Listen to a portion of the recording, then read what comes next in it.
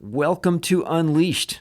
Unleashed is produced by Umbrex. You can visit us at umbrex.com. That's UMBREX.com. I'm your host, Will Bachman, and I'm happy to be here today with my friend Tony Martignetti, who is a coach. He runs Inspired Purpose Coaching. He's the author of a book, Climbing the Right Mountain. And you definitely don't want to go climb the wrong mountain, end up in the peak in the wrong place. That would be a disaster. Tony, welcome to the show. Thank you so much for having me on the show, Will. I'm looking forward to our conversation. So several things I want to talk with you about today. The first is, I know that you've done some work around how a solopreneur, independent professional can maintain the excitement and that energy going forward. You know, you can start with a bunch of energy running this practice, but some people, it's possible to fall into a bit of a rut and you don't have colleagues necessarily or a career ladder. You're going to have the same title for the rest of your life. So what are some of your thoughts around how to maintain that energy and keep it new and keep it fresh? Yeah, I love this question because there's something about this, which is, you have this really, powerful purpose that's driving you into the work you're doing. And, you start going 100 miles an hour towards this thing that is really your, quote unquote calling. But the reality is that sometimes you can become your worst boss. You start driving yourself so hard. And then before you know it, you're feeling burnt out. And you're feeling as though, hey, why am I doing this? Why am I feeling so exhausted all the time? I should be loving this. This is my calling. And oftentimes, we need to step away from the work that we've created and, check in with ourselves and say, hey, what is it that I really want right now? And what is it that I'm really driving towards? Are there things that I'm doing that are not really serving me any longer? Maybe they did when I first started. Maybe I just need to do an assessment of, the tools, the different parts of my business that I've started to work on that may not be serving. Not everything is to be thrown away, if you will, but there's some things that need to take some time before they actually bear fruit, of course. But it's more about your energetic feel of, okay, I really enjoy doing this, and this part of the business is something that I want to continue to do. And then there's some parts of it that you say, you know what, this is really draining me of energy, and I need to stop doing that. I did that because I thought it was going to be a great thing, and you know what, it's really not serving. I love those points. So do an assessment of maybe just list everything that you are doing, all your activities, and do a bit of a feel. Is this thing giving me energy or is it draining energy? I might add to that some specific things is that, at least for me, I've been independent now or running my own, not having a boss, let's say, since 2008 through, my own practice and then, leading Umbrex. And for me, part of it is having some kind of side project, something going on that isn't necessarily the day-to-day. So whether that's, like a podcast like this where I'm, meeting new people every week, I love doing that. So it's kind of it's not directly tied to, the day-to-day, but it's getting to know new people, getting exposed to ideas. So it could be creating content. It could be perhaps saying this year I'm going to introduce a new service line, or I'm going to create a course, creating a writing something, or creating a sort of a productized offering. So trying to always have something that is aside from just the standard straight up execution of your normal work to keep learning. And that might be even just taking a course where, hey, I'm going to learn how to program, or I'm going to learn how to use Adobe, or learn how to create websites, or how to use ConvertKit, or learning something, doing something on the side, so it's always a little bit new and fresh. Exactly. I love that. You brought something really beautiful into this conversation, which was, just that is you got to continue to evolve.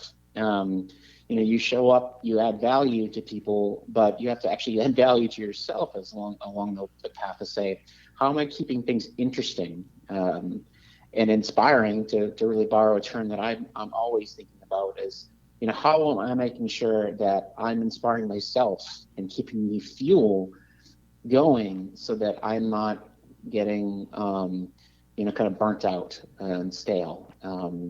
Because this is a calling and not a career any longer. Or at least for the most part, a lot of people who come into this field, they feel as though, into a field where they're working for themselves, they feel as though it's a calling. Yeah. Yeah. It could be something like even just creating a tool to use in your own practice. So if you're a commercial due Yeah. diligence consultant, you do a lot of that, for example, maybe you create templates or, so you could automate your work in the future. Or if you're constantly doing, interviewing experts, make a list of all the possible questions one could ever ask an expert, or if you're, a strategy consultant, take the last 5 strategy projects you did and make some sanitized sample deliverables, or again, a template or a ghost, some kind of tool, draw insights from what you've done. So constantly, Yeah. it doesn't have to be completely unrelated. It can be tied to your day to day, but just figuring out some way to make it new and fresh, and how can I get 10% better.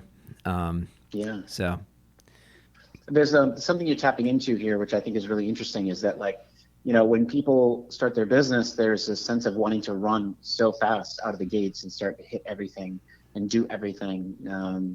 Problem is that you'll burn yourself out in that process. But as you start to do things and you see what works and what doesn't, then you can, after you've done it for a few years, or a year or so, out of the gates, you want to start to reflect back on, okay, now that I've accumulated some experience, I've accumulated some data points, let's call it, what can I do with those data points? Now what? How can I use this learning to move to the next thing?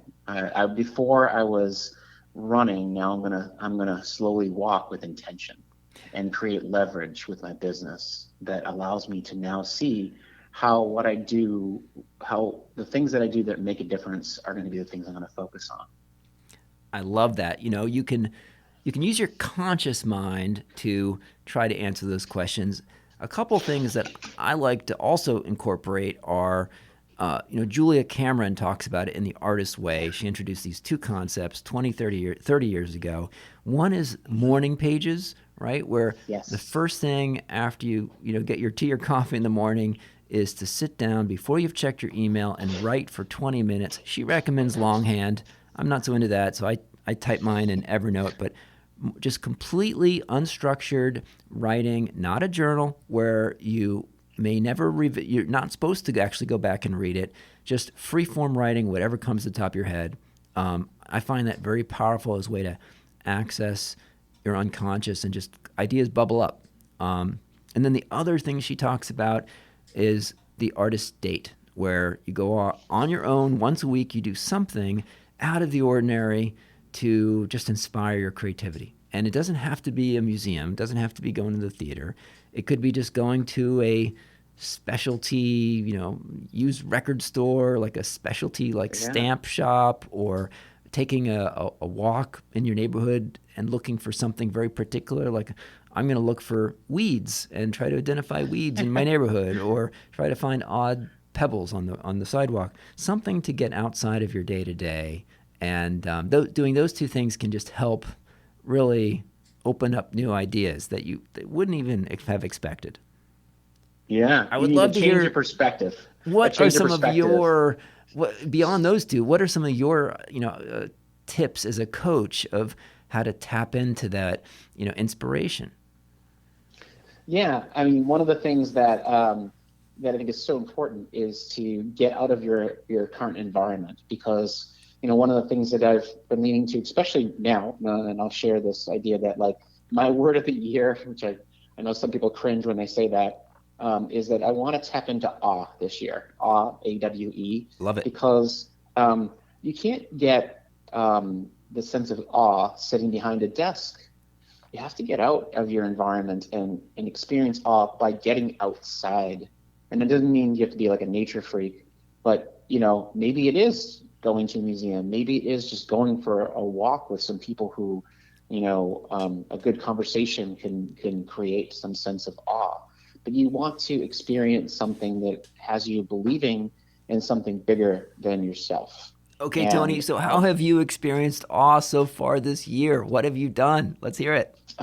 yeah, well, it's great you mentioned that because we're at the start of a new year, and my first sense of awe so far was to go to a glass blowing class, which Hmm. I love. Glass blowing, it's something that has been a passion of mine, but it's just getting out and doing that was really powerful for me, and so that was huge. And last year, if you would ask me about this, there was two things that came to mind almost immediately. I climbed Kilimanjaro What? in August. That's amazing. Yes. Oh, that's so cool. Yeah. And for me, that was a big awe moment because there was something about that experience which was which allowed me to breathe a little deeper because I had to. The oxygen level so low up there that you need to really breathe deeply, but also to really see the world from a different perspective, to see how small I am in the bigger scheme of things. And experiencing, I spent some time on safari while I was there, and spending time with the animals is just like it just feels so much more expansive. That's a great example of awe in its best. So that was one of them, and the other one was actually how we met, Renaissance Weekend. Just having the chance to be with so many amazing people who were able to really tap into their own voice and share their insights and really created a sense of hope that with people speaking their voices and sharing their own brilliance, we can make an impact on the world. So that doesn't happen by just sitting behind my desk. Yeah. Those are some. Kilimanjaro, that is so cool. Most of us can't go and do something like that every day. If you want to experience awe this weekend, it's a bit of a trip. But I do have to ask as just a side note, like, what's the fitness kind of build up requirements for that? I know people who do Everest, it's like this major, super fitness kind of thing. Is Kilimanjaro the same way? What did you have to do to prepare yourself for that? Yeah, so Everest is a very challenging situation because it's about 26,000 square feet, but Kilimanjaro is 19,000, and so although that seems not as much of a difference, but it makes a huge difference. Every foot makes a difference. The physical requirements to train for doing Kili had more to do with getting used to breathing and having and resting along the way and being able to go slow and deal with that. So I had a lot of climbs, just tons of climbs locally, but I could never reach the altitude that I would need to be able to reach with Kilimanjaro. So I just had to continue to train myself to be able to rest and take in oxygen while climbing. It had a little to do, I shouldn't say little, it wasn't primarily about being most physically fit. It had a lot to do with stamina. All right. Any other tips on experience awe? What if we want to go out just even tomorrow, and Yeah. we can't fly to Africa tomorrow, and but what are some things just in a typical 24-hour day that we could do just to tap into that side of human experience a little bit more? Yeah, I mean, you mentioned museums, and we talked about nature. These are all different things that anything like art, nature, or anything that really allows us to get out of our normal routines will allow us to tap into a sense of like, what can I experience that is not currently in my experience right now? It doesn't necessarily have to be a new experience. It just has to be something that allows you to notice something that you're not currently noticing. We want to expand our consciousness in a sense, and I don't need to be so, hippie like, but this idea of like, being able to see something more than you're currently seeing, and then when you come back to your world, you're able to see that you feel like refreshed, reset, renewed, and you're able to bring that freshness to the work you're doing. And your creativity is then on higher alert, and you're able to bring some a new spin to the work you're doing. Yeah, totally agree with that. Um, let's talk about grounded leadership. I know that you've been working on some curricula around that, working with your clients on it. First of all, what does that term mean in your world? Yeah. So when I think about grounded leadership, these are leaders or these are people who are coming from a place of knowing that we're not going to be reactive in the moment. We're just going to be a little more thoughtful in how we approach problems when they come at us. I mean, the world is constantly throwing us new things to react to, but when we can slow things down and be more proactive and slow in our response as opposed to immediately jumping and reacting to things and being more calm in the chaos, as I like to say, then what happens is we create a better tone for how other people can experience their workplace and they can experience how to show up in their environment. It's a very regenerative form of leadership, because what happens is by you showing up as the calm, thoughtful, and more measured responder in the space, other people will mirror that and create that same sense of how they'll work with their people. Now, this is not for everybody, but it is something that you can take little parts of it with you and create a sense of how can I slow things down? How can I be more proactive? How can I not freak out in those moments when I'm feeling like all the things are coming all at once?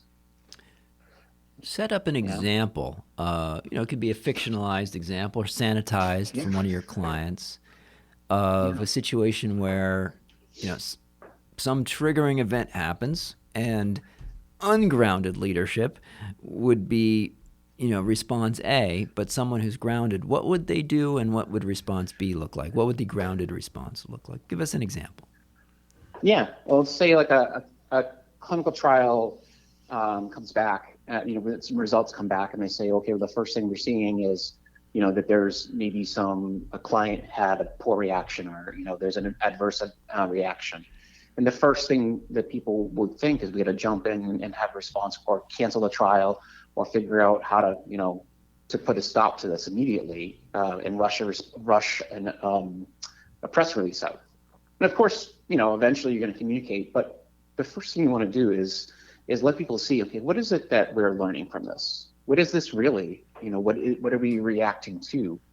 And the first thing we want to do is care about how can we ensure that there's no life is at risk. So a measured response is what is characteristic of a grounded leader. They would take in the information, not panic, not freak out, not see it as, oh, the world is falling around me. Instead, say, what do we know? What do we not know?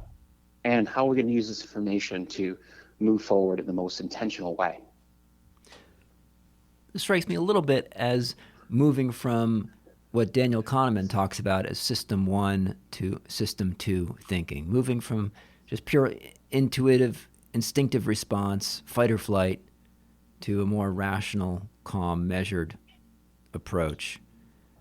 Absolutely. Absolutely. It's very much aligned with that thinking. And it just takes takes it even further to so many different parts of how people can show up differently to be that calm person who helps other people feel more calm. So I think that's the starting point. Okay, so let's say you're coaching an exec who says, "Fantastic, I definitely want to be more grounded." Tony, okay, how do I get there? What's my first exercise to? I mean, yeah, sure, I get the end point, but how do I get there? I'm this reactive, person, and what's step one? What's the exercise? How do they start? Yeah, I think the first thing is that they have to be clear about what it is that what is the priorities that they're trying to aim towards. Because when they know what their priorities are and they know what their values that they're grounded in, then they know that every decision they're going to make, everything they're going to be doing is based on those principles, those that purpose that they've planned for themselves, and the values that they've set for themselves. So if they know those things, that foundation, then it starts to become the ground rules for them, the foundation, I should say, for how things get done. Oftentimes people talk about this, they put a lot of lip service to the idea of values, mission, and purpose, but they don't actually use it in how they make decisions and how they bring themselves back to it. Every decision, every action, everything you do should come back to, why are we doing this? You know, what should we be honoring when we make these decisions? And so knowing that is a starting point. Beyond that, there's many other activities that I work people through that help to help them understand how to react in certain moments when they're triggered, and also how to lead forward from there. Yeah. Okay. So like, what's an example? What's an exercise that if we're triggered, something's like, oh my god, this is a disaster. Yeah, What's an exercise to help remember yeah, to pause and breathe and reflect and ask questions? yeah, yeah. And I love this one. This one is a classic because it's one that comes from mindfulness, but it's actually very relevant to how people can show up on a day-to-day basis in the moments when they're triggered. So it's the STOP method. And the STOP method it's an acronym that stands for stop, take a breath. And in that breath, you're basically taking a pause. You're letting the action slow down. You're actually giving yourself a moment to not react, but instead to really take a moment to understand what's going on. Um, the O in stop is observe. Observe what emotions are coming up for you and why those emotions are showing up. Emotions are signals. They're telling us something. If you're feeling triggered, most likely a lot of people in the room are also feeling triggered too, about whatever situation that's arising. So taking some time to just feel those emotions and understand them. And then once you've had that moment to understand all those things, then you go to P, which is proceed. Now you can proceed to either take the next step and understand what you want to do to move forward, or you decide to stop and not do anything, not react at all, and say, okay, well, we're not going to move forward here. One thing that I've learned from breaking this rule, but a rule that I've you know, put in place for myself is not to send ever an email Yes. to anyone if I'm annoyed, right? So Mm, if ever I'm annoyed, like try to now avoid sending an email or, you know, like a little bit upset or whatever, right? And always try to yeah. make it a phone call instead. Yeah. Because, you know, if you send an email when you're annoyed, it's likely to come across kind of snippy. And if you do a phone call, you can try to do a little bit more of the Stephen Covey aspect of seek to understand before being Yeah. understood. So you can, you know, be a little bit more interactive, not come across so roughly, and whereas emails live forever. So No that's doubt. yeah. Yeah. What are I'm a little bit of a connoisseur of questions. My own executive coach, one thing that she asks me typically each session that we have is, Will, what are you currently avoiding? So that's a question that I love. And well, I Yeah. mean, I don't really love to get it because, you know, it's always annoying to answer it because it's very revealing. But Yeah. what are some of your favorite questions that you incorporate in your coaching practice? I love hearing about these and adding to my list of questions. Yeah. Oh, and the first thing I think about is this idea of, like, you know, when you look at the week ahead, what do you look forward to the most in the week ahead? Which seems pretty straightforward, but if there's nothing that comes to mind, then we've got a problem, because now you've got a situation where you've designed your week, but it doesn't really have anything that really lights you up or has you motivated. And so you can do something, you can action that. Number two, Another one is, what are you tolerating that you shouldn't be tolerating? Ooh, okay.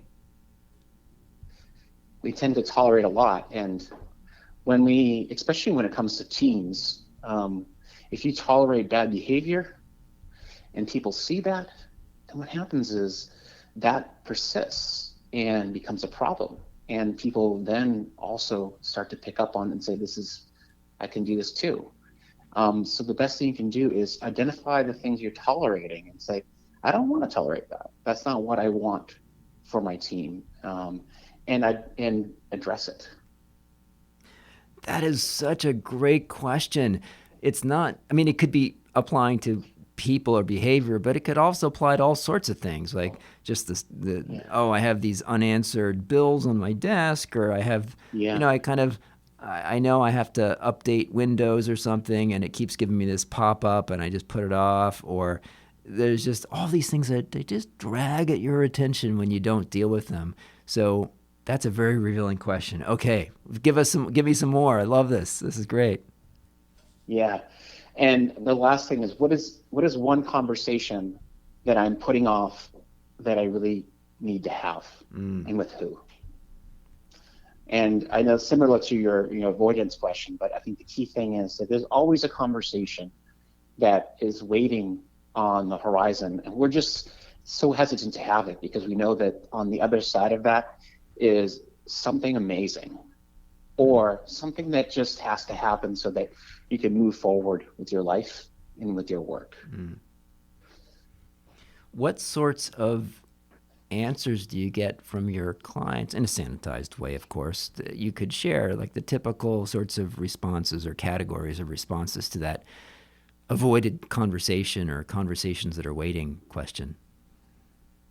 Yeah, I mean, oftentimes there's a conversation with somebody who is, not doing very well in terms of performance wise, and they're hesitant to really kind of push them into that place of saying, hey, look, we need to either, you know, figure out what it's going to take to get you on the right track or not.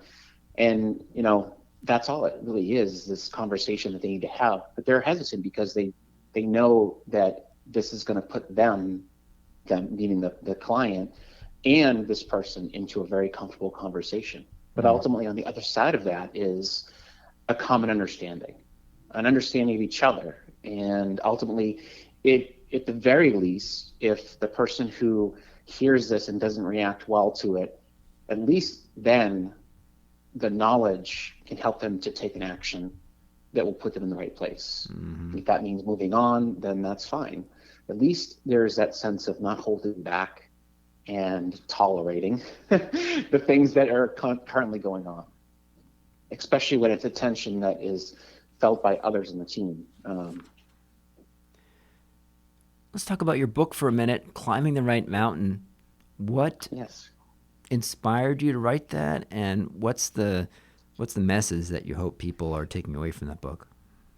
Yeah. So the inspiration behind it was all the clients I was working with. They were all struggling with a lot of similar things, where this feeling of like stuckness, or this feeling of, gosh, I've been working so hard towards these goals, and I don't know why I don't feel more happy about it or satisfied. And the more I heard these stories, I was reflecting on my own story of like driving so hard to get to the top of my mountain, if you will, my theoretical mountain, and then looking, across the horizon and saying, "Gosh, like I've sacrificed a lot to get here, and it's not quite the view I wanted to see." And how can I feel more fulfilled? So the book is really, was inspired by these stories, but also a desire to help other people think differently about their ascent, Yeah. and define fulfillment and define success on their own terms. To know that, sure, it's not to say don't strive to be the CEO of a company or to do whatever you want to become, but do it for the right reasons, and do it because the impact that you want to have, the feeling you want to experience. Don't do it because this is what everyone else is doing. This is what society says success looks like. Right. You have to just define it on your own terms. Maybe it's the mountain that your parents told you to Yeah, climb, or that your friends in absolutely. school were all climbing, so you figure, oh, I might as well follow them and climb that mountain. So, what is an exercise or question that listeners can ask themselves? How do you get started on determining if you are, in fact, climbing the right mountain, or what is the right mountain for you? Yeah. So first and foremost, question yourself if you're feeling a little stuck. You got to step away and ask yourself, why did I get started in the first place? Why did I get started on this path in the first place? And is that still true? Am I still driven by that same thing? Yeah. Because if it isn't true still, then maybe it's time to think differently. Mm, mm, mm. Yeah. Yeah.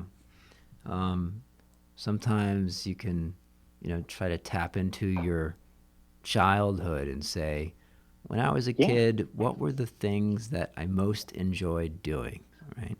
And Yeah. am I still doing any of those things? So, and you kind of, or why am I climbing this mountain? Like, who would be satisfied and excited?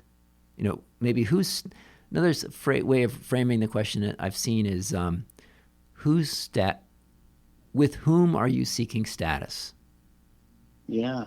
right? Yeah. So Yeah. Approval, even approval, like, yeah, with whom are you yeah. seeking approval, right? Because there's no like one mountain that everybody in the world's going to be impressed by. So if you climb this mountain, like, whose approval would you expect to obtain? And do you still actually want the approval of those audience members? Yeah. Tony, tell us a little bit about your practice now. We've kind of danced around a little bit, but what sorts of clients do you serve? Tell us a bit about your work. Sure. So I work a lot with people who are in technology space, innovative spaces, but that's just the mainstay of my business. I do a lot of individual coaching, group coaching, team building, and workshops. The people I'm working with are usually directors and above. For the most part, what I'm finding is that the people who I work with have one thing in common. They're feeling stuck and they want something more. They want to have a more meaningful impact in the work they're doing. And however that might manifest, it might be a sense of like wanting to connect to a deeper sense of how they lead themselves and the people around them. Or it might show up in a way of like thinking to expand themselves into another way of showing up. It might mean, how can I create a new business? How can I think differently about ways that they can add value to the world at large? Hmm. Where do most of your clients come from? Is it mostly referral based at this point? Do you have an active sort of content engine that has inbound, requests, or how have you been growing your practice? Yeah, I mean, a lot of it has come from referrals. Then that's the beauty of being, when you get to know people and they get to experience your business, then what happens is they really want to be more, bring more people into the field, if you will. But I think the other part of this is really getting out there and speaking and doing a lot of writing and just making sure people resonate with what you have to say. And that's the key thing, is that if people are aligned with what your voice is saying, they're coming to you, and as opposed to you having to go out and hunt. Tony, for listeners that do want to follow up with you, you're doing some speaking right now. Maybe someone's interested. Where would you point people online if someone wants to follow up, see some of your writing, and maybe reach out?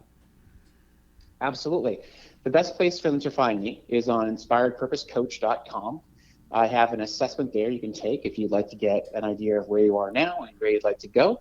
And I also have a lot of blogs, articles that you can check out there.